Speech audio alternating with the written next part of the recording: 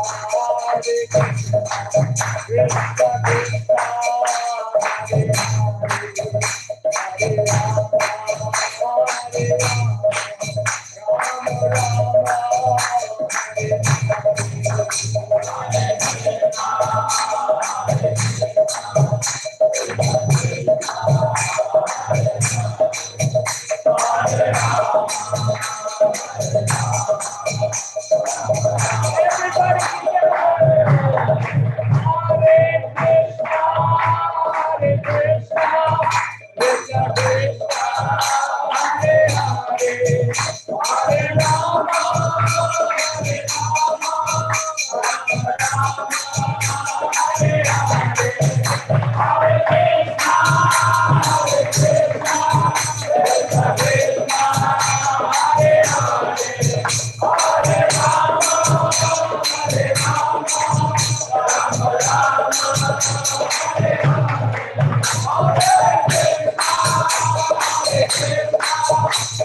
Rama, Hare Rama.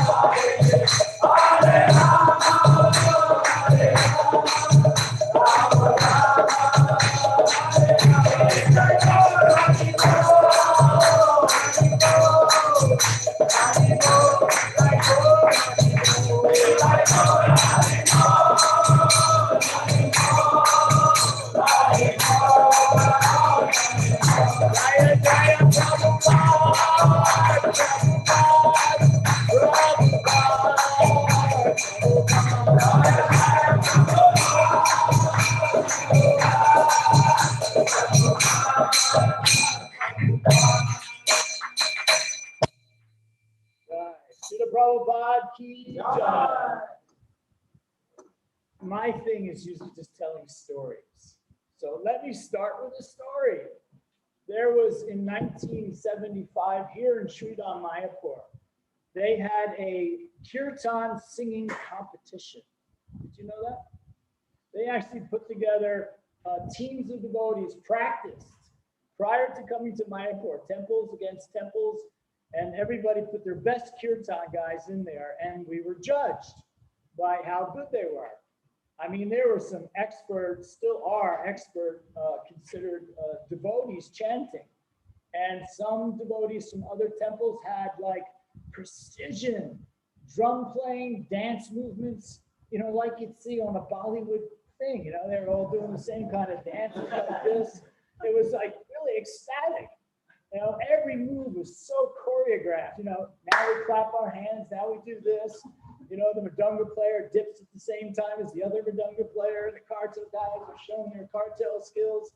And a lot of different groups from different parts of the world were participating. Prabhupada didn't like it. But they let him finish it, but they never did it again. But the next day, Guru Puja, one of these amazing kirtan singers who came in second, got the opportunity to sing Guru Puja to Srila Prabhupada. And he had his group all lined up. He was one of the ones that actually choreographed. So everybody was perfect. And he steps up to the mic, hundreds of devotees in front of Srila Prabhupada.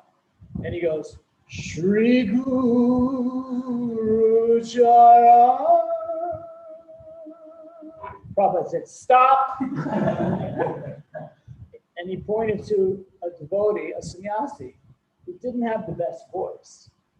He wasn't artistically talented at all. And he said, you sing. And this devotee goes, Shri Guru Charana Padma. Prabhupada just going like this. He enjoyed it so much. So when chanting, one has to be very careful as to why we are chanting. Not how does it sound, how do I look. These are not the important factors. That is not a good kirtan. That is, Prabhupada called it a Maya kirtan, where you will get some benefit, but you're not getting the benefit that you should be getting by chanting for Krishna. And when you do that, it emanates a sound that it doesn't matter if it's not the prettiest voice. Who cares? It's all about the bhakti. So whenever we are given like this opportunity to chant, just bring it from your heart. Not everybody has great voices, but Krishna's not judging you on your voice. He's judging you on the bhakti in your heart. So always keep that in mind. Now, I was in Guru Puja yesterday in the temple, and I noticed there was a bunch of devotees. I wasn't sure if it was you guys, but you were inside the barriers and you were kind of going back and forth. Was that you guys? No? Must have been some guests. They were wearing dhotis and they were going together back and forth inside their little barrier. It was so cool to see because we don't see dancing like that since March. And the guard came over and stopped them. And I was like, oh man, I felt like going up and saying something to this guy. Finally, somebody is dancing in a kirtan and you're stopping them? I mean, they were keeping social distance. It was so cute. They had their 6 feet and they were going back and forth inside the little barrier. About 6 of them. And I was like, this is so nice. Why are you stopping them? We're trying to bring back this mood. That is the mood of Mayapur. Chanting and dancing. It's not just chanting, it's chanting and dancing. Okay, I have to get that one out. So I often find it really amazing, and it's all to the amazing qualities of Srila Prabhupada, that you've got a guy here from America. You guys are all from Bengal? Yeah? There are different parts of India. Different parts. We're from India. We can take a guess. I'll take a guess. You're all from India. And I'm sitting here talking to you about Mayapur, about Krishna consciousness. Don't you find that kind of weird? I do. I'm American, you know. I should be telling you about baseball or football or the presidential election or something really mundane. But somehow or other, I'm allowed to sit here and talk to you guys. Now, growing up in America, God, or the idea of God, was never clearly explained. Not at all. The best that teachers in schools could come up with, and I went to a Catholic school, the best that teachers could come up with is, it's a mystery. And you're like, what do you mean it's a mystery? You're telling me I'm supposed to love a mystery? I mean, that's kind of like too far-fetched for me. I need a little more information. I was in the 6th grade. So what am I, like 12 years old? And I remember we had sisters, nuns, teaching the class. And I put my hand up and I said, can you please tell me something about God besides the mystery? And she said, just put your hand down. Just have some faith. I said, okay, faith's one thing, but I want a little more. Just give me a bit more. And because I kept badgering her, she kicked me out of the class. And I was 12 years old. And I'm thinking, I want some answers. Give me some answers, you know? This isn't working for me. So when I turned 13, I decided I wasn't going to go to church anymore because they're not giving me any answers. So I was very bewildered. I'm 13 years old. I'm not that deep, but I'm a little bit common sense and I wanted some answers and I wasn't getting any. So I tried the hedonistic lifestyle. I thought, well, I'll get answers, hippies. I'll be a hippie. I'll smoke dope.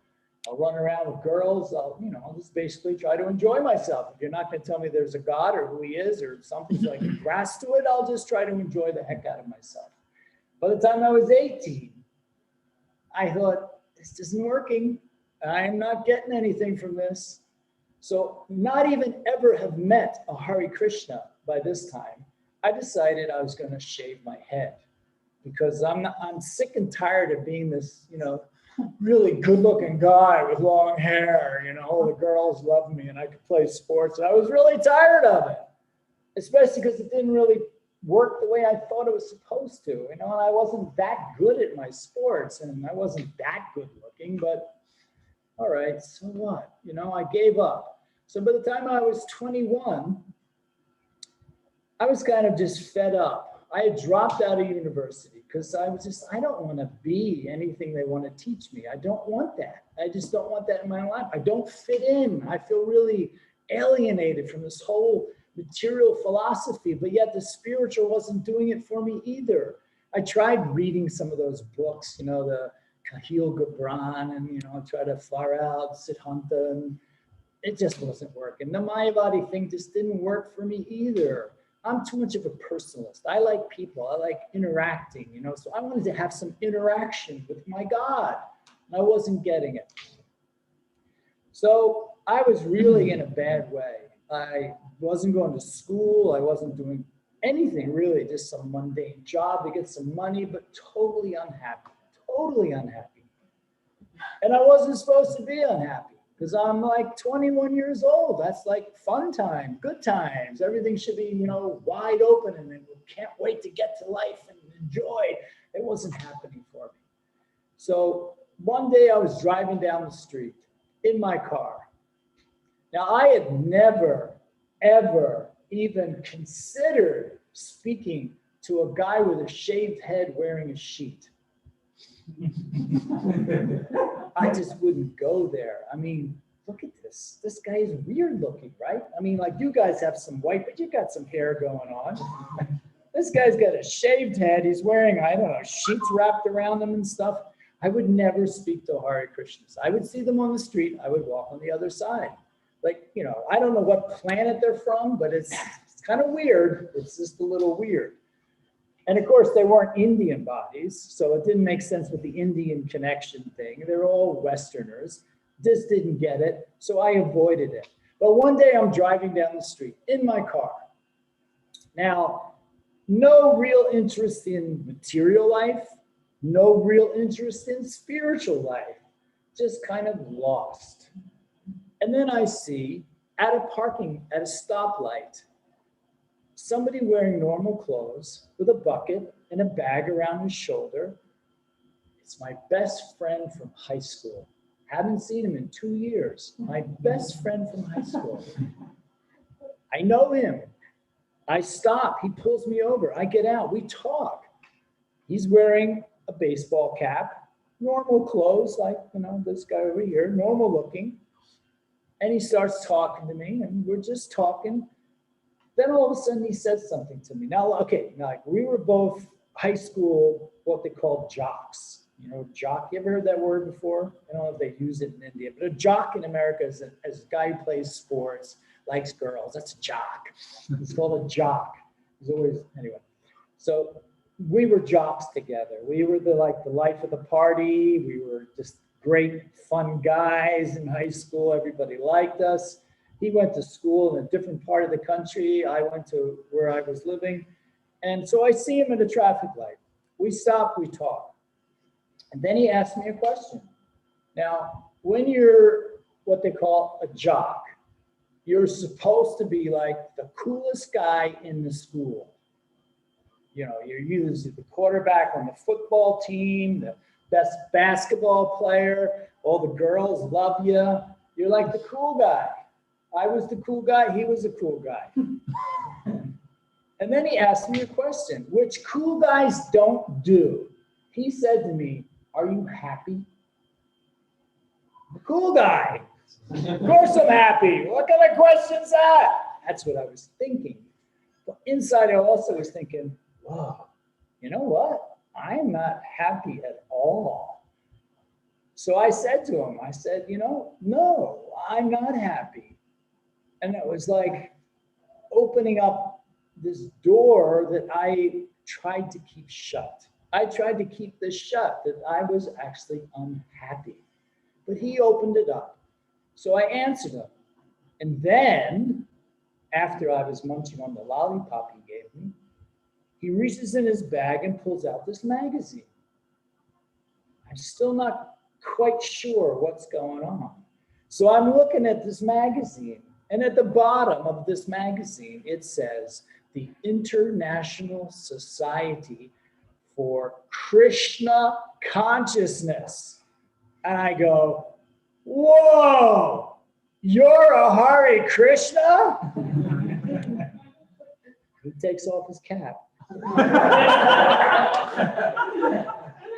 Oh, he is a Hare Krishna. He's got no hair. I'm like, wow, that's amazing. You're a Hare Krishna. I mean, I know him. He's not crazy. He's not from another planet.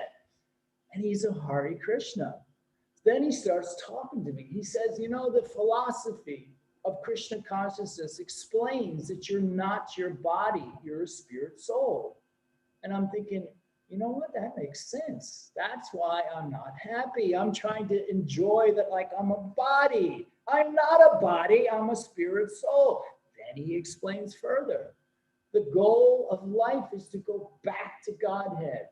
Hence the name on the magazine, Back to Godhead. And I'm like, okay, that makes sense. This material world is not the be all end all. It's not where I'm supposed to be. How do I get out of here? He says, by performing devotional service. I mean, what does that mean? Devotional service. I never heard these words before. Devotional service. Okay, I can kind of understand devotion. I get devotional service. What do you do? Devotion, just walk around like this all day. I'm being devotional. No, you do things. Whatever you do it for God. Now, I mean, all this stuff is just like, you know, the bells are going ding, ding, ding, ding, ding, ding, ding, ding, ding. Like I just won. I won the lottery. Wow. I'm getting some information that's just it's blowing my mind. So then he gives me the Bhagavad Gita. Now, I don't like to read that much. As you can probably tell, I'm not going to blow you away with Shastra and slokas. It's not going to happen. He might, but I won't. So he gives me the Bhagavad Gita, and I'm looking like, you know, it's kind of a big book, you know. I don't mind reading a magazine or something, but the book. So anyway, I get home and I open it up and I start reading it. And I'm like, wow, wow, wow. Like 4 days later, I finished the book. I like read and read and read and read. I was like, this is amazing. Then he calls me up and goes, what do you think of the book? I said, wow, that's just so cool. I love this philosophy. Then he brings me a Krishna book. Now that's like, whoa, wait a minute. You're trying to tell me that God's doing all these things, like lifting a hill with his finger, and come on, really? Oh, I don't know. Because, you know, growing up in America, being a Christian, the best you can get for a description of God is an old guy sitting on a throne with long white hair and long white robes and doing nothing.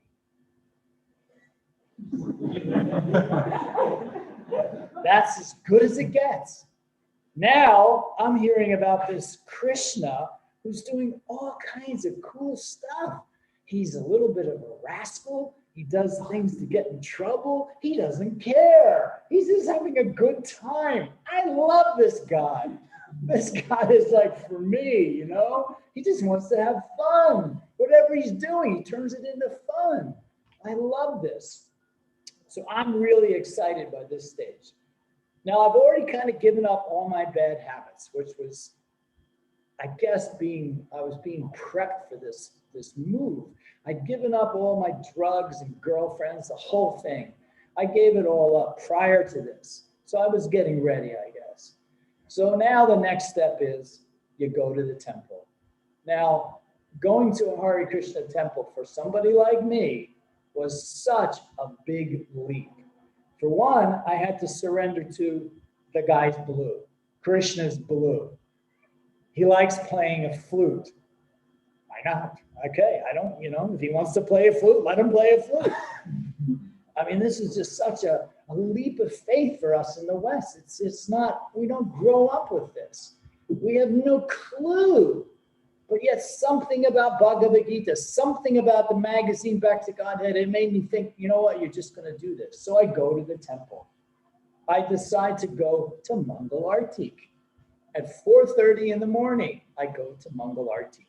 Now, I'd heard about the Sunday feast. In America, they have a Sunday feast every Sunday. It's really where guests come and you get, preached to a little bit. You get to take wonderful prasadam. It's kind of like the easy way into Krishna consciousness. But I didn't want that because I didn't want to hear the standard lines and just, okay, everything makes sense. Great, great, great. I wanted to see how they lived, what it was all about. So I went to Mangal Artik. Now, rocking up to the temple in a not nice neighborhood where I live, it's Philadelphia. The temple was not a nice neighborhood. So I'm a little bit nervous now. When I get to the temple, I'm a little bit nervous. I knock on the door. It's about 4 o'clock because I'm excited it's early. I knock. Nobody answers. Uh-oh. Let me check. Yep, right address.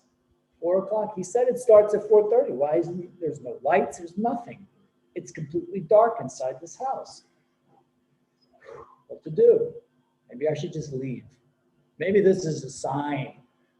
The book's cool, but this whole Krishna conscious thing, I don't know. I'm still kind of a cool guy, right? So I don't know about all this.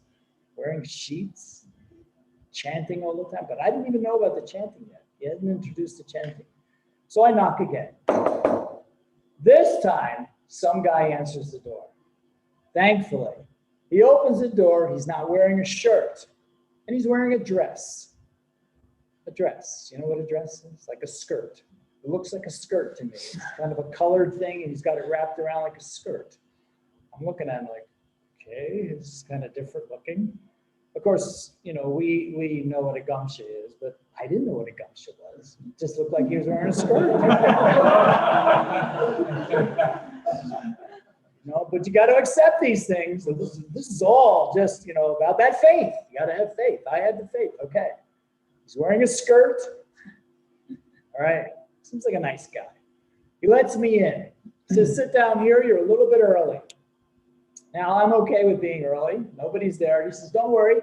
About 4:30, everybody comes down. There'll be a big service inside the temple room, which is right next to here. And you're going to get the opportunity to see God. I said, what? He says, yes. God is in this temple. And you can get to see him at 4:30. I'm like, whoa. 4:30, I'm going to see God. Like, I've been waiting a long time for this one. I just, I've been happy just to tell me, a little bit about him, but you're going to let me see him? I said, that's pretty cool. He's here, right? Wow. Yeah, he's behind those curtains. Oh, okay. That's pretty cool. So I'm sitting there and he comes back into the room. Now he has a little cup. It's just a little white cup, right? He hands me the cup. He says, I want you to drink this.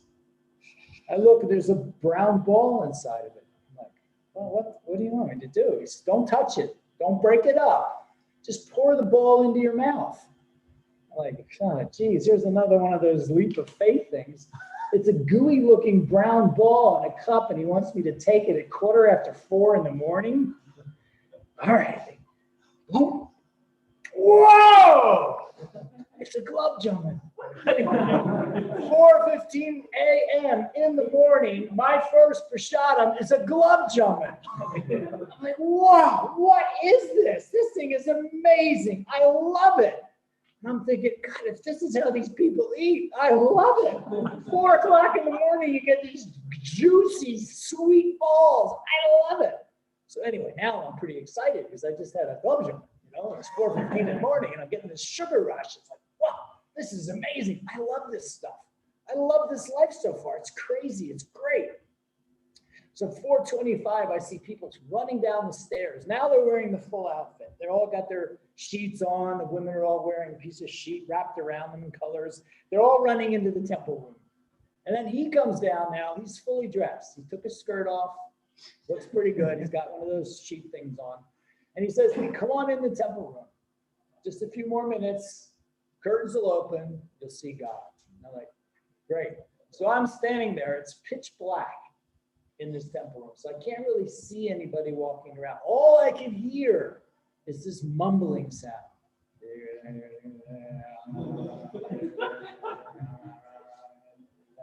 I don't know anything about chanting yet. So I have no clue what the heck is going on. They're all kind of walking around in a circle going,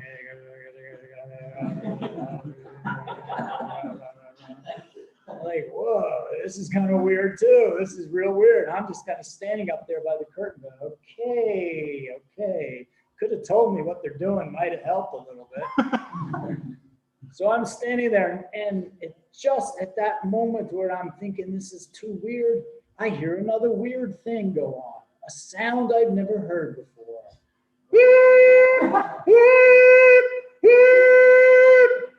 What the heck is that? There's a woman standing there with this white shell in her mouth, and she's blowing into it, and it makes this really cool sound. But once that sound stopped, the curtain started to open, and I'm standing there, and everybody else dives on the ground. I'm like, what? What is this, like a fire drill? What the heck? Where is everybody? Why are you all on the ground?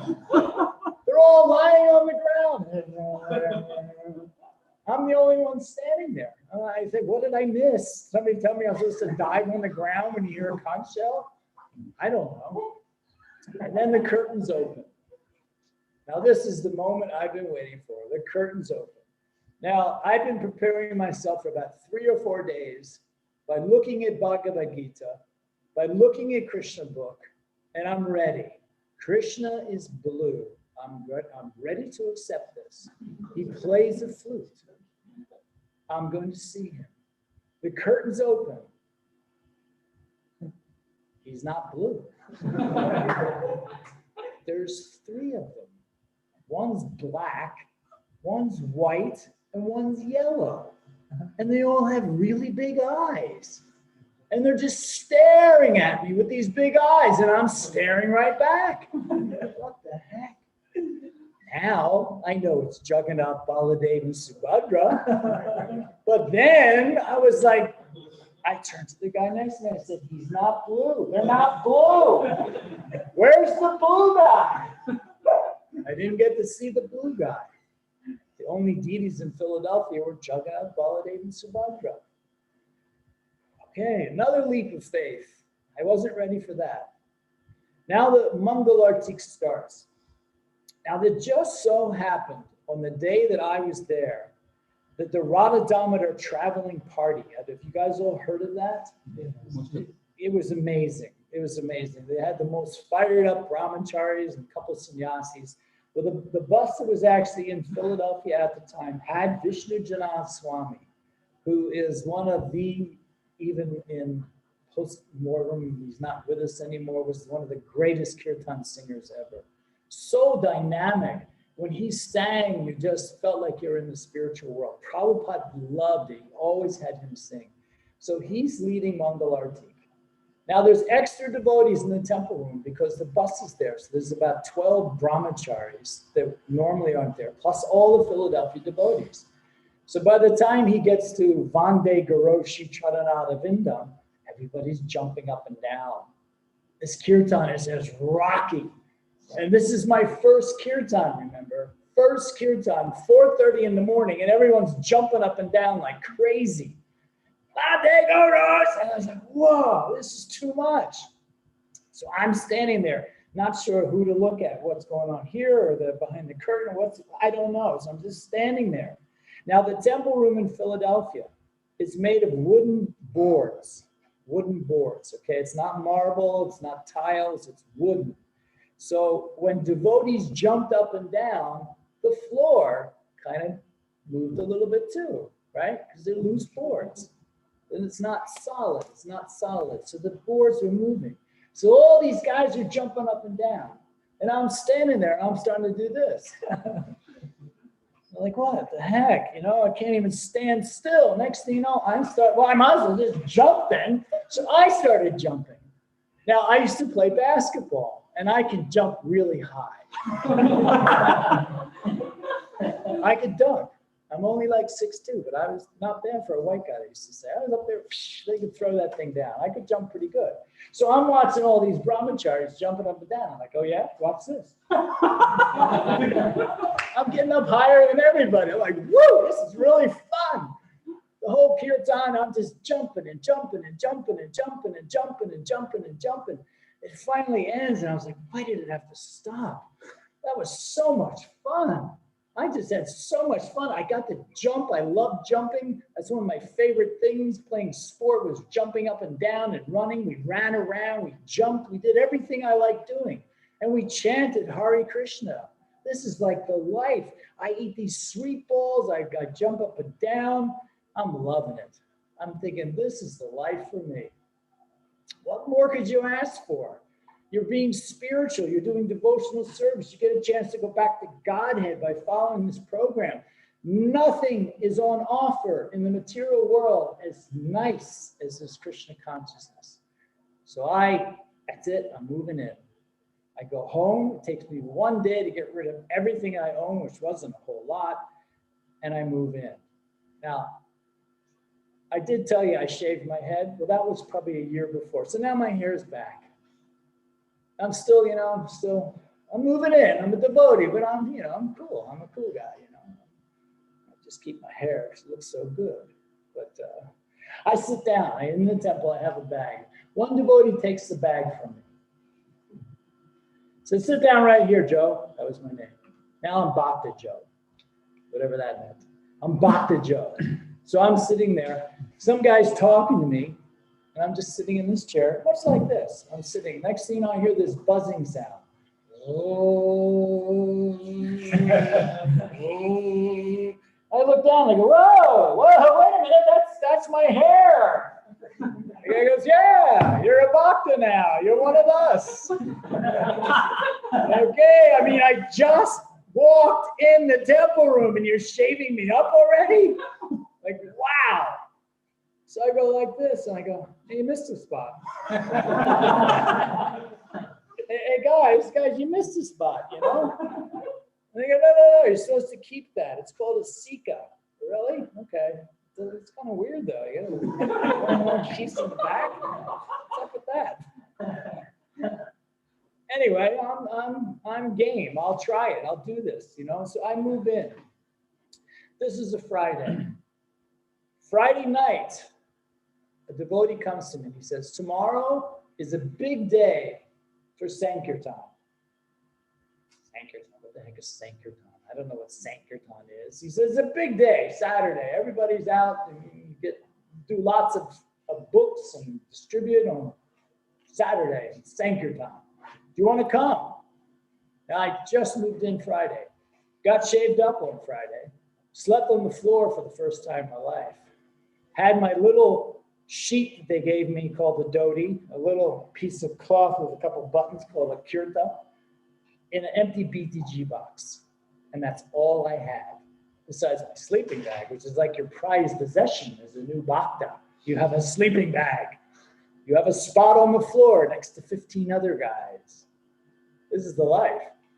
So he says, would you like to come out on Sankirtan? And I'm like, yeah, why not? Sure, let's do this. Sankirtan it is. Rah, rah. Whatever it means, I'm doing it.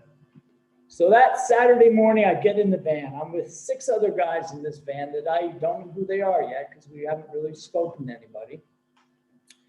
The van stops. He says, okay, Bhakta Joe, you get out here.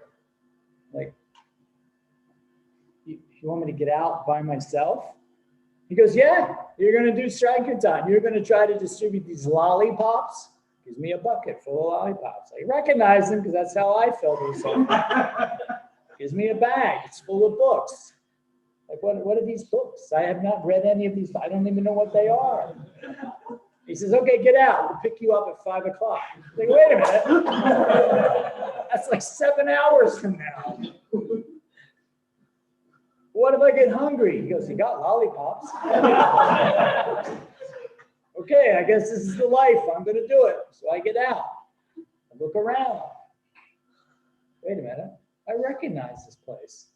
This is my old neighborhood.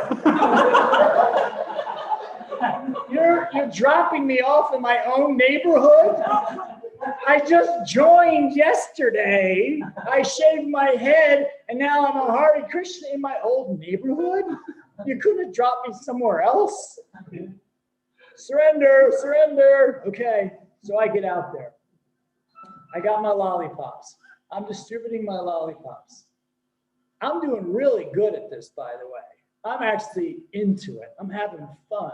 Because I'm seeing a lot of people I know, and they know me. They're like, hey, Joe, what are you doing out here? I got lollipops for you, man. And if you give me a little money, I'll give you a book. Easy Journey to Other Planets. What's the book about? I don't know. I haven't read it yet, but I tell you, if it's anything else like the rest of my couple of days have been, it's pretty far out. Okay, so they take the book. Now I'm giving out a lot of books because I'm having a lot of fun.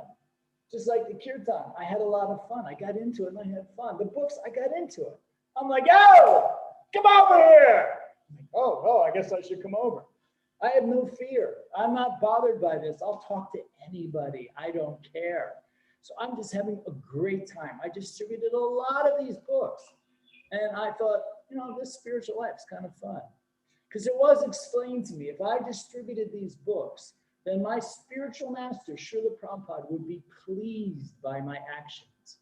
And if he's pleased, that's all I care about. And I accepted that. I thought, I just do these books. Don't worry about anything else. Just distribute Krishna consciousness to as many people as possible. So I took that to heart. Now, the next morning, they have a little meeting, and all the devotees, about 15 of them, are gathered, and they all went out on Sankirtan that day before. And now they read out the scores. Now, this is kind of fun, because I thought, I did pretty good. I'm kind of pleased with this, Sankirtan thing. And they start from the lowest score and they're working their way up. 44 small books, 6 back to Godheads, 66 small books, 12 back to God. It's going up. It gets about number 7 in the list. And I'm thinking, oh man, I thought I did, okay. I didn't hear my name. I hope they don't forget me. I hope they don't just skip me because I'm a Bhakta. It gets up to number 2. And they call out Bhakta Joe. Haribol. But they didn't yell Haribol. Everyone went, Jai! Jai! Jai! And I said, no, Joe. Like, why are you yelling Jai? It's Joe. They didn't yell it for anybody else, but when they called my name out, because I'm the new guy, the whole temple went, Jai! And I'm like, no, Joe! But I'm happy with it because, this is kind of fun. I'm getting everybody yelling and screaming at me, and everybody's like, yeah, way to go, Joe, way to go. And I'm like, yeah, I like this. This spiritual life thing is kind of fun, and it's supposed to be fun. That's the key. Spiritual life is supposed to be fun. Because if you're not having fun, you're doing something wrong. You're holding on to different mental illusions that you don't need. If you let go of those, your spiritual life will be ecstatic. It will be so much fun. Sometimes it doesn't feel like fun, but you almost have to force yourself to experience the fun. Because we want to hold ourselves back. We're afraid to let go. We're afraid to just love Krishna, to love Guru. We're afraid to do that because it means letting go of all those years and lifetimes of not letting go. It's not easy. It's not an easy process. So I became a devotee. I had a lot of fun. And thankfully, I'm still having fun, which is one of the real benefits of being in Sridham Mayapur, is I'm surrounded by wonderful devotees. And all the things, you probably all know about Mayapur. It's just so much bliss here. It's the spiritual world. Prabhupada said, whether you live or die in Sridham Mayapur, it's all the same. It's the spiritual world. We're in the spiritual world. It doesn't seem like it to us because we have material vision, but this is the spiritual world. We're all connected right now in this spiritual realm. It's such an ecstatic thing. So I'm hoping by me telling you my story, you can see that basically anybody can come to Krishna consciousness, can take the Krishna consciousness, can enjoy Krishna consciousness, and spread Krishna consciousness to as many people as possible. There is so much nectar in spreading this movement. That's where the real fun comes. I had so much fun in Krishna consciousness. When I left doing service like that, I always had it in the back of my mind. You're coming back. You're coming back full on. I had my household thing where I was a businessman, made money, but I always wanted to come back, and I always wanted to come back to Sridham Mayapur. That attachment to Mahaprabhu, if you develop that attachment to Mahaprabhu, if you relish hearing the pastimes of Mahaprabhu. Now, Mahaprabhu, when he did kirtan, you never see Mahaprabhu just like, okay, we're chanting, let's do a little Harinam. I got to be done by 5 though, because I got things to do. You never see Mahaprabhu. He forgets everything. He forgets all other activities. The only thing he cares about is chanting. And once he starts chanting, he can't stop dancing. Haribol. So remember that, chanting and dancing. Now I want to tell you a story, as if I haven't been telling stories. I want to tell you a story that the first Guru Puja I was in was Srila Prabhupada. Have anybody heard this one before? You guys have been here before? If not, good. Okay. So the first Guru Puja I was in was Srila Prabhupada. I was about to be initiated the next day. This is in New York City. And I was just determined to see Srila Prabhupada up close and personal. Now, this is the advent of the first Rath Yatra in New York City, 1976.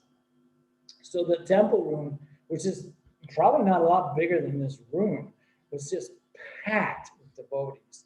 Sannyasis, GPCs, temple presidents, so many had seriously advanced devotees. Maybe it was a little bigger than this room. But it was just packed with devotees. I'm Bhakta Joe, about to turn into somebody else, but still Bhakta Joe. But I was so determined to see Srila Prabhupada, to just get that feeling of watching him on a Vyasa-san during Guru Puja, that I decided that I would push my way through the crowd to get to Srila Prabhupada. Now, I'm sure I committed some aparadhs, some offenses while doing this, because I was literally pushing people aside. But, like I played sports. I know how to throw elbows. I know how to maneuver through crowds like that to get where I wanted to go. So I pushed through all the regular devotees, just the guys wearing white, the guys wearing saffron. And then I get to the area where all the guys standing around Srila Prabhupada are carrying sticks.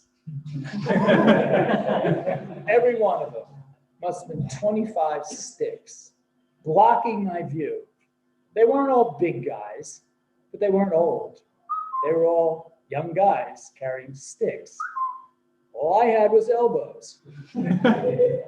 But they see Srila Prabhupada all the time, the guys with the sticks. They always get to see Srila Prabhupada. I'm like, this is maybe my only opportunity. I gotta push through the sticks. Maybe not the best idea for Bhakta Joe, and he still wants to be initiated the next day, but it's Srila Prabhupada. It's a pure devotee. He's straight from the spiritual world. I've got to get my eyes on him. I want to lock eyes with Prabhupada. So I start pushing through. Now, the first few sannyasis that I hit with elbows, they weren't very happy. In fact, they were trying to take those sticks and plant them on my feet. It hurt.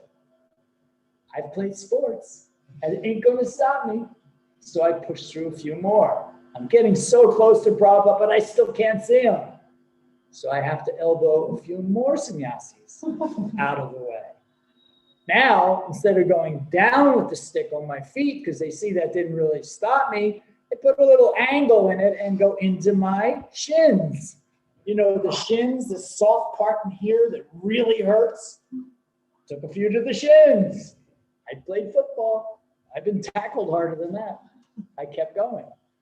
I'm almost there. I'm like one row away from looking at Prabhupada face to face, being right there. Now these guys with the sticks, they turn it a little more of an angle and they stick it in my stomach. Boom, boom, I'm going. Boom, boom, boom, boom. But I get to see Prabhupada. I make it. No broken ribs, only a few bruises. It was worth it. So what if some of those sannyasis never spoke to me again? It's okay. It was worth it. So I'm packed now amongst all the sannyasis. They're all looking like, who's this guy? This guy, Bhakta Joe, how did you get in here with us? Like we are the guys with the sticks. Doesn't matter, I'm here. Now Prabhupada's sitting on his Vyasasana and I'm like this close to Prabhupada, looking at him. Now, because I'm this close to Srila Prabhupada, a pure devotee from the spiritual world directly came down just to help us out here, I just was staring at him. I was like, wow. I mean, he's just beautiful. He's glowing. He's just like, wow, this is so cool. I've never seen anybody like this in my whole life. It's just incredible. So Prabhupada's playing his cartels. I'm staring at him.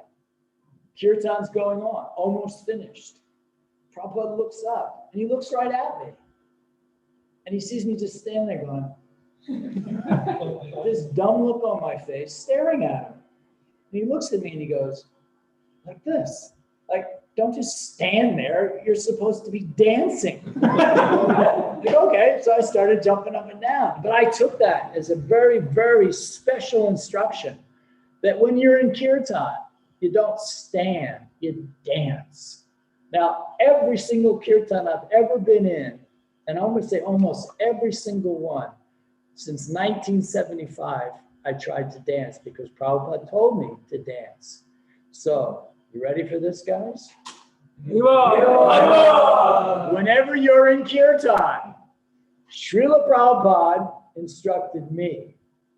I'm instructing you. I'm passing it down. Parampara. Whenever you're in kirtan, dance. Okay? Remember that. You've been told. Right? I'm representing Srila Prabhupada right here. You put it on the little ad, ACBBCSP. That's me. Disciple of Srila Prabhupada. Prabhupada told me, I'm telling you. Every single one of you. So if I see you in a kirtan and you're spacing out, if you're looking at your shoes, I mean, not your shoes, your feet, your dhoti, or, checking out what time it is, I wonder what lunch is, what time is breakfast, what are we supposed to be doing? How did that crease get in there? What the heck? Did I just hear my phone ring? Hold on. If I see any of you guys doing that, I will chastise you. I'm serious. I will chastise you. Because that is such an important instruction, especially here in Sridham Mayapur. Because Mahaprabhu is Sankirtan, chanting and dancing, chanting and dancing. It's not just dancing, and it's not just chanting, it's chanting and dancing. So please, let's try to get that together. If you guys do that, then I will feel that I was a success today. Okay? Can I end now? It's 1 minute. Oh, that's like 11 o'clock. We can discuss if anybody wants to say something. So if you have any question, you can ask Prabhu. And also from Zoom and Facebook, devotees have their questions they can ask. Prabhu. Name.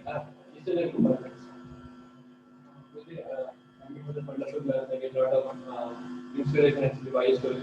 I wanted to ask how to get this leap of faith. Like many times it becomes difficult. Like you told that if we are not extending Krishna consciousness, we are holding on to some mental illusions. So Sure. how to get over?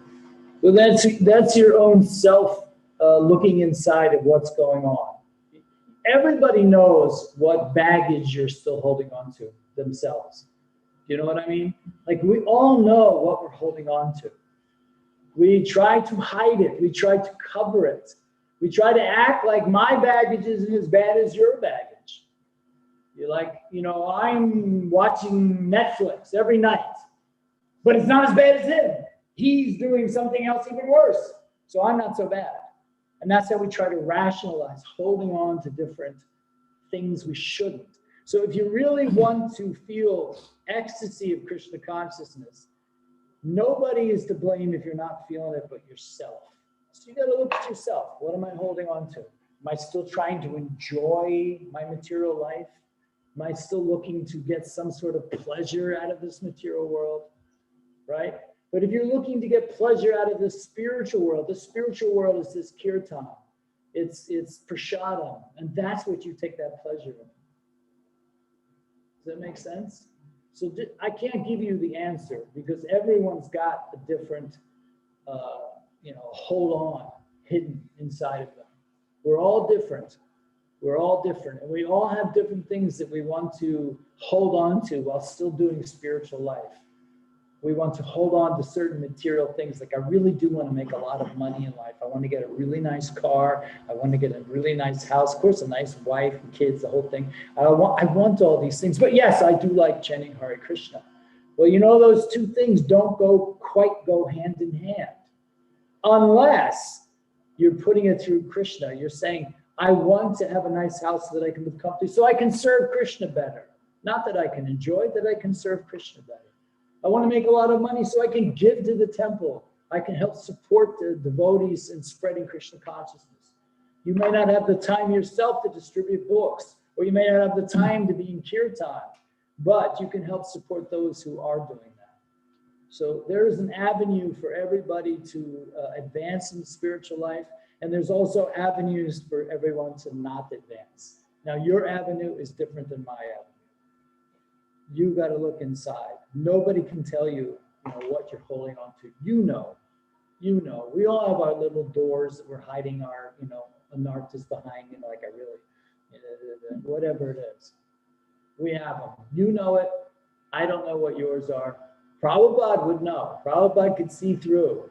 Krishna would let him see, because the first time I saw Prabhupada, and you've probably heard other memories of people who say that, when Prabhupada first looks you in the eyes, it's so, it just like strips you bare of all the stuff that you're holding on to.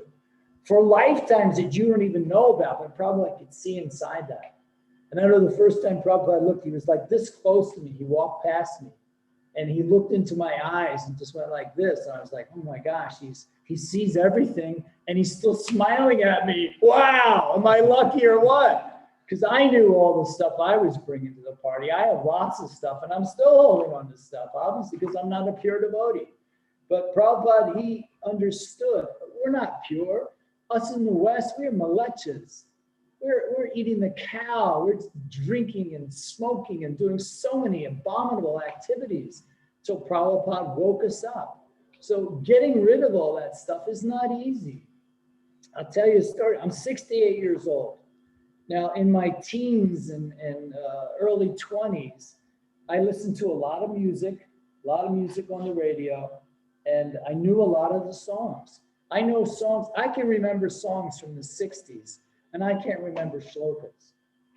What's with that? Why is my mind so conditioned? One time in a class, Bhakti Vidyapurna quoted from the group The Eagles. He just said one line, because it kind of made sense in the class. And I started laughing. And he looks at me and winks, because he knew I knew.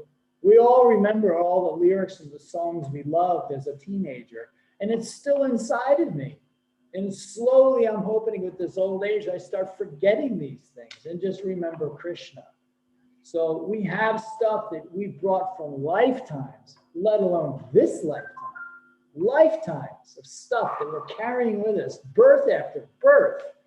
And so the process is not just wham, it's not going to happen like that. But that's why we practice. That's why we chant minimum when we're aspiring or already initiated, minimum 16 rounds. Because Prabhupada said that. Okay, that's the minimum. You do the 16 rounds, you follow these 4 regular principles, eventually you will clear out all that dust and dirt in your heart. All the stuff you're holding on to. Eventually it all goes. And I can tell you, after 45 years, I can see a big difference. I thought I'd be a pure devotee in 5 or 6 years. Didn't quite work. But I remember when I first joined, guys have been devotees for 5 years. I thought, my God, they're so advanced, you know? They've been doing this for like 5 whole years.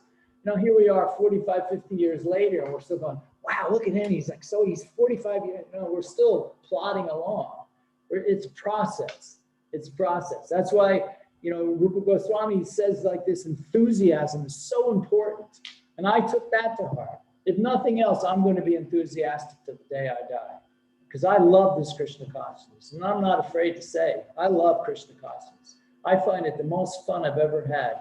And the most fun anybody will ever have. And I challenge anybody. Find me something better. I'll do it. You put me on to something better than Krishna consciousness, I'll do it. But nobody's ever come up with anything because there isn't anything. There is nothing better than Krishna consciousness. But the process sometimes takes a little time. Okay? Something else? You can just talk. You don't have to like make it like a full-on question. You can just say something. Bro, thanks for such a wonderful class. It's not like class, it was sharing your so nice. And your ecstasy, just by saying you feel ecstatic. So I had one thing that while we stay in Dham, we are surrounded by people with such vibes that we feel like dancing. But when we are surrounded by materialistic people, we go for book distribution. You might also experience when you go into material life.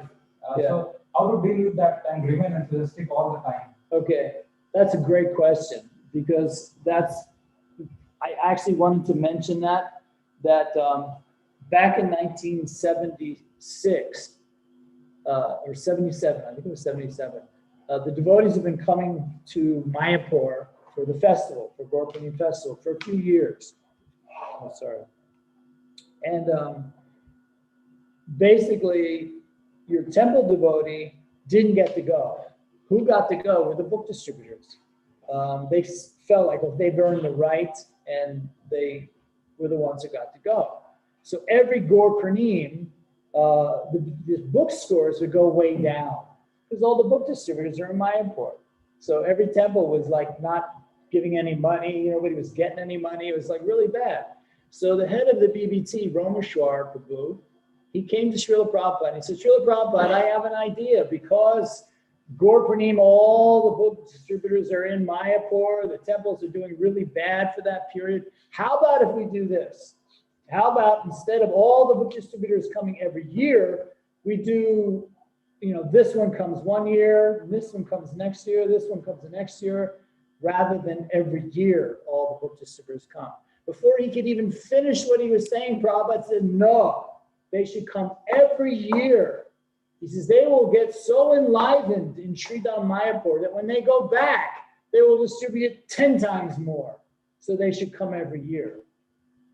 Now, that mood of Mayapur, it's not just a place. Yes, it's on the map. Yes, there's a post office. Yes, there's a hospital. It's almost like a regular place, Mayapur. It's not regular at all. It's the spiritual world. So when you come here and you accept that the Dham and Mahaprabhu's birthplace and the Dham and all the devotees, you accept that in your heart, you take Mayapur with you. That is the trick. How to take Mayapur home with you when you go back. Because that is why Prabhupada wanted everyone to come. It's almost like, you know, the fan by itself, unplugged, doesn't do a whole lot. But you plug that thing in, it gets, now when you unplug it, it still keeps going. Now your trick is how to keep that fan going while it's unplugged. While you're back in the material world, how do I keep it going like it was plugged in? Like I was in Mayapur. Mayapur, I'm fired up. I go back to the, slowly wind down. It's that feeling of Mayapur. It's that mood of Mayapur. You can get that mood. You can take that mood with you. You call on that mood. When you start to feel down, call on that mood. Mahaprabhu, I need your help. I'm starting to sink a bit here. Meditate on Mayapur. Meditate on the amazing mercy of Chaitanya and Nityananda. That's a feeling. That's a mood. Okay? That's what you need to bring back. When you leave Mayapur and you go back, like you say, you bring that with you. You start to feel it waning and you can't retrieve it, or you can't call on Mahaprabhu's help, got to come back.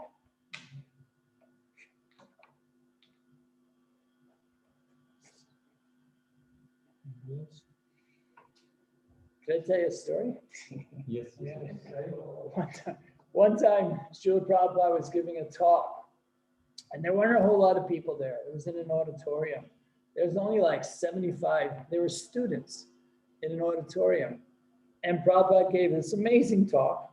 It was really wonderful. And at the end of it, he said, "Are there any questions?" And nobody put their hand up. And Prabhupada says, he leaned over to Tamal Krishna Maharaj. He says, "No questions means no intelligence." I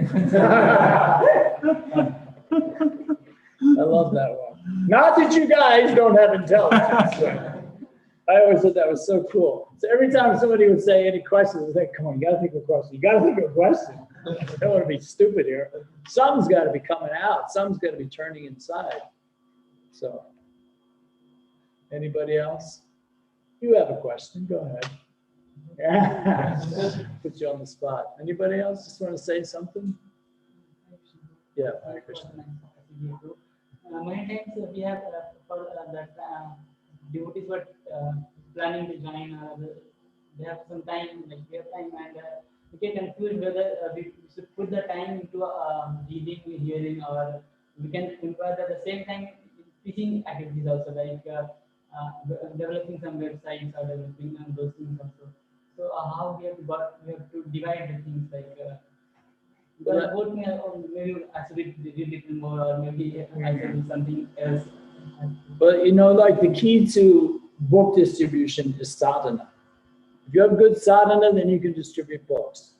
If you're doing some activity that is preaching, it's almost like reading. But the key to it is, linking it together, hand in hand. Not all of one and none of the other. That's fanaticism, right? We don't want to be short-sighted fanatical. You want to be able to do nice service, and you want to be able to keep your tank filled with that spiritualness by nice chanting of rounds, by reading. Prabhupada said 1 hour a day, 1 hour a day.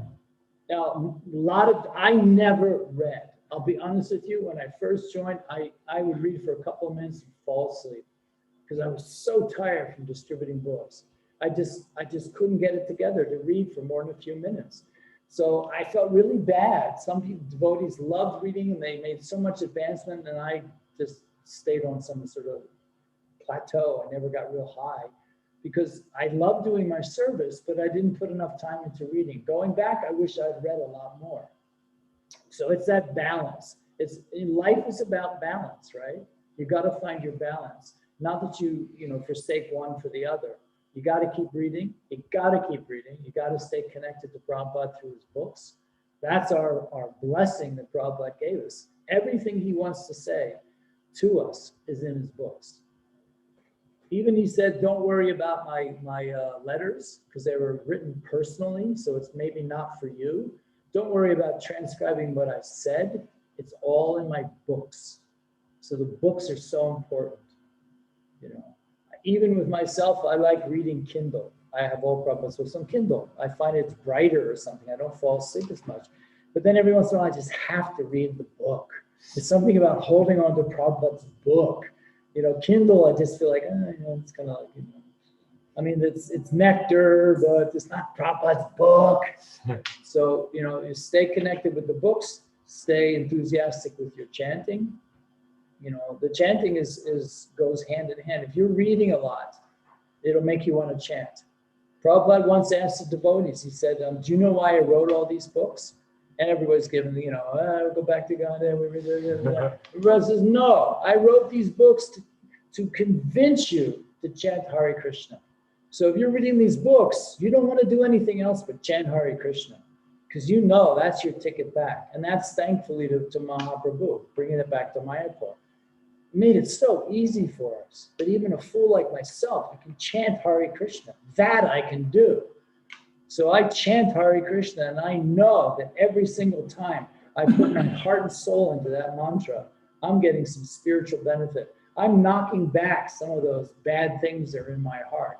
So that's why it is so important to really put yourself into it. You know, like when we were chanting around the room, there's a little bit of nervousness, right? And I got to chant in front of these guys. I don't know if you guys chant together quite a bit, probably. But, you know, you're always kind of like, okay, there's a new guy here, you know, he's probably going to judge me. I don't have such a great voice. Who cares? You know, who cares? Like, I feel like that with in here in Mayapur. When I first got to Mayapur, I'm like maybe a little bit loud, you know, a little bit over the top. Hey, and I actually had a devotee come and said, Prabhu, you're a little bit too passionate for Mayapur. I go, what? You're a little too, I said, it's not passion, it's enthusiasm. I love chanting. Why should I be quiet about it? Prabhupada loved chanting. Loud. He loved chanting loud. You know his initiation, sannyasa initiation story? You don't know that one? Prabhupada was getting sannyasa initiation. And one of his dear god brothers was singing, and he started getting fired up. He was singing really loud, and I don't know the names, but whoever was giving Prabhupada the initiation, I can't remember. He motioned to the guy, the devotee singing, to quiet down a bit. And as soon as the guy looked down to do what he was doing again, Prabhupada went. He loves it. He loves loud chanting. One time in an airport, this devotee who has a loud voice, he says, I better sing a bit sweeter, because it's just, I'm really loud, and so it's in the airport. So he's kind of like toning it down. And Prabhupada knew that this devotee was a really loud chanter. So when he got near Prabhupada chanting, and he was singing sort of sweet like this, like that, Prabhupada says, is there something wrong with you? So, we're encouraged to not hold back, because whatever you hold back in spiritual life means you're holding on to something material, because it's one or the other. There's that constant pull. It's spiritual or material. What do you want to be? Spiritual or material? So not holding back on chanting, not holding back on dancing means if you do hold back, it means you're holding on to something. You want someone to like you or think you're a really wonderful person. That's why you're not singing loud or you're not dancing, because you're afraid of what you might do. You might lose it. Mahaprabhu lost it all the time. As he always says, he danced like a madman. Now, if we dance like a madman, people will think we're mad. But Mahaprabhu didn't. He didn't care. When the Varanasi, when the sannyasis were hassling them, why don't you study? Why are you out in the streets singing and dancing so much? Mahaprabhu says, I don't know. I was told to chant by my spiritual master. When I chant, I can't help myself. I just start dancing. So that's what we need to be like. Who cares? Just let it loose. Have some fun. That's where you get to have fun. You get to have fun chanting and dancing. It's ecstatic, isn't it? Yeah? No? Supposed to be. Okay. So, Prabhuji, such a wonderful realization.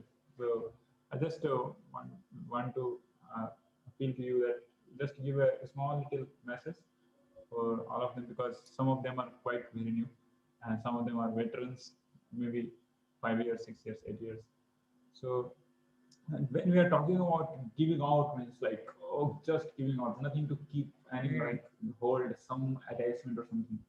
But at the same time, like we have a social, culture and the social constants in our life. Yeah. So, like, how to keep a balance? I'm going to say Krishna consciousness and proceeding ahead. How to keep a balance with our social constants, as well as we can actually proceed in our Krishna consciousness. Like, what's the one thing you can say that it's very important to keep in our mind always, so that we could advance in Krishna consciousness also, as well as not to become a type of radical. Yeah. Sometimes. Yeah, that's a good question. The key to this Krishna, you must internalize, for starters. Like, I'm not saying everybody just walk down the street singing and dancing like a madman when you're in Calcutta or wherever you are. That's impractical and it makes us look crazy.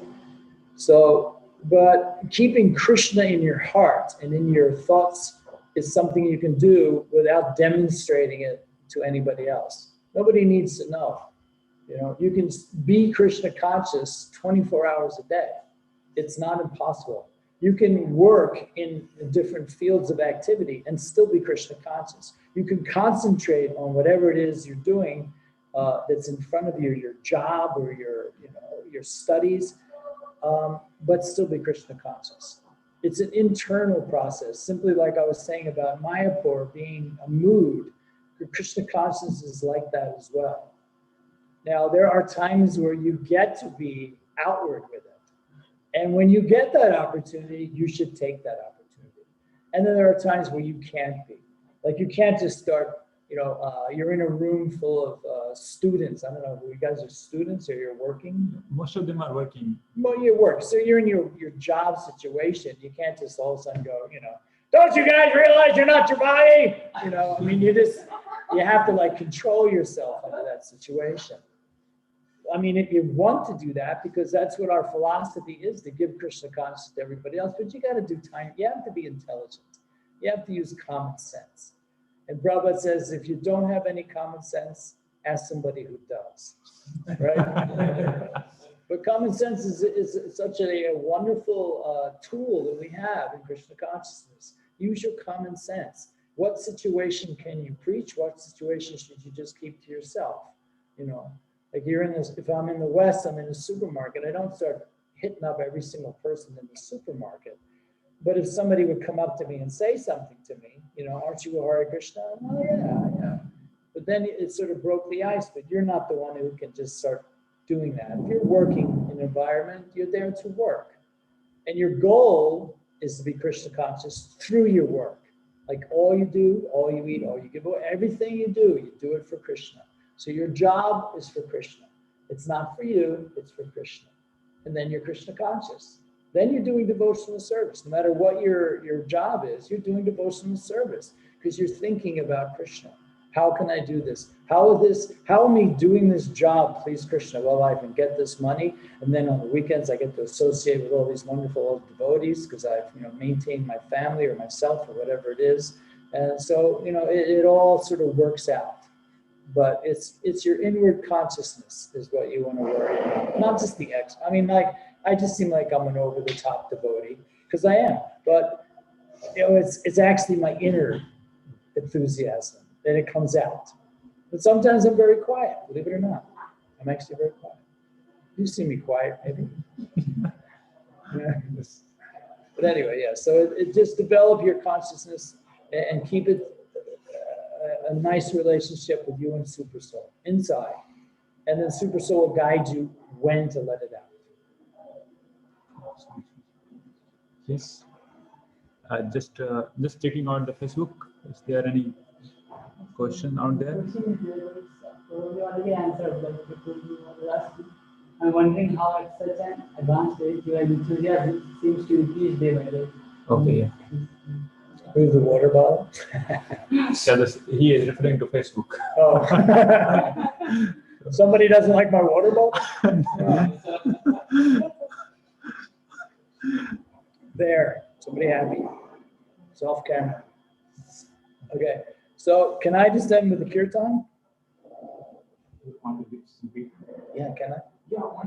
Yeah, that'd be fun. Can we do that? I'm more than happy. Okay, good.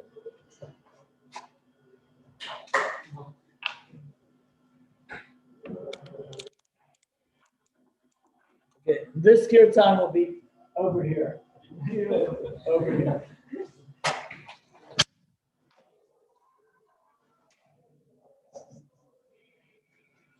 Say one quick story.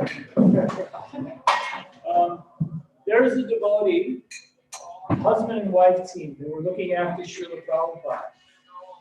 And the husband was a very intelligent scholar, and he was acting as Prabhupada's secretary and servant with his wife. And so Prabhupada had asked this devotee, I want you to help transcribing my tapes that I made. And then he asked the wife, her name was Govinda Dasi, Gaurasundar was the husband. He said, Prabhupada said, I want you, Govinda Dasi, type these transcripts out for me. And Govinda said, but Srila Prabhupada, I'm not a good typist. Why don't you get somebody else to do it? And Prabhupada says, no, I would like you to do it. And again, she said, but Prabhupada, I'm not a good typist. Get somebody else. Now, you got to understand that this Mataji, Govinda, she treated Prabhupada like her son. It was really quite cute. She would say, like, you're not going out wearing those socks. That looks terrible. Change your socks. Say that to your spiritual master, but she could do it. They had such a close relationship. This is also back in 1968. It was very, very new. But again, Prabhupada said to her, I want you to do it, but I will help you. He said to her, there are 2 prayers you can say before any activity that you start, that you feel you're not qualified to do. You will pray to Krishna to help you do this activity. And the 2 prayers, I know if you guys know this, was Om Jnana Tiram Dasya Gananjala Shalakaya Chakshurum Vitamina Tasmai Shri Gurave Namaha. And the second prayer Prabhupada told her to say was Sri Chaitanya Manopistam Stavitam Yena Bhutale Swayam Rupa Padamayam Dadati Swapanantikam. Prabhupada said, say these 2 prayers prior to starting any activity you don't feel worthy, and Krishna will help you. So a lot of the times, almost everybody who gives a Bhagavatam class will start by saying, oh my God, help me, Krishna. I'm not worthy to do this, but please you help me do this. So I actually said it on the way in. So I was covered, just in case I forgot. I always say it on the way into speaking, because you want to pray, Krishna, please just help me. So remember that, especially Om Jnana. If you learn that prayer, if you're about to do any activity and you feel a little bit worried about your abilities to do it, say that prayer, okay? Because that's actually helping you. Krishna will say, oh, you need some help? Okay, I'll give you a little bit of help. So that's really important. So you guys come up here, up close and personal. Okay, get that chair out. Hare Krishna, Hare Krishna, Krishna, Hare Rama, Hare Rama,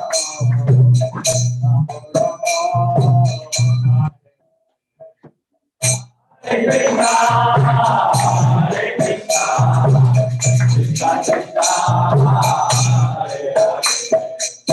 Hare, Hare Rama.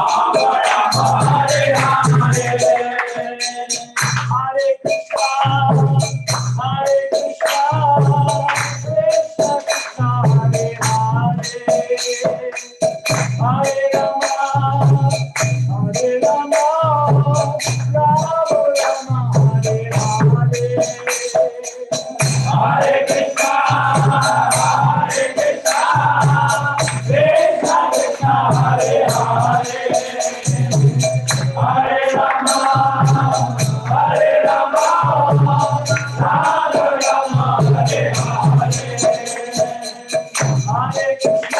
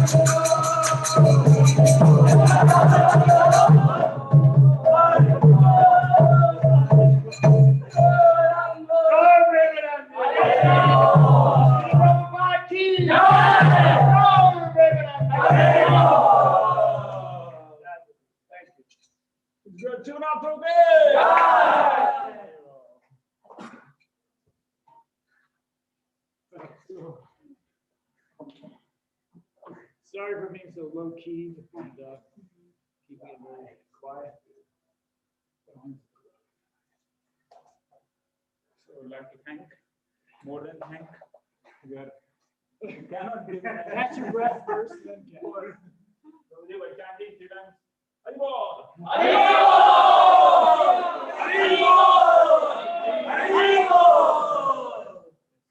So I'd like to have a suggestion of Prabhu, if Prabhu is merciful to give us tomorrow as well. Tomorrow, sure, I'll try.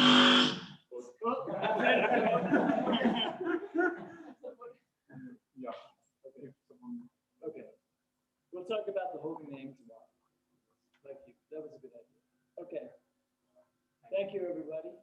Thank you for participating. Makes it much more fun when we all participate together. That sadhu sangha is so important. So important. It's what keeps us all motivated to keep going. As you see your God brothers, your friends, you think, I don't want to let them down.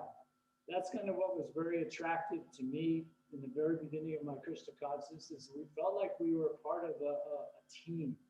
We were Prabhupada's team. He was the captain, and we were all his little soldiers, so to speak. And that bonding was just so amazing. It allowed you and encouraged you to do things you probably wouldn't have done. But Prabhupada made us feel like that. We were a giant family, and not even a giant. We were a small family. Now we become like a giant family.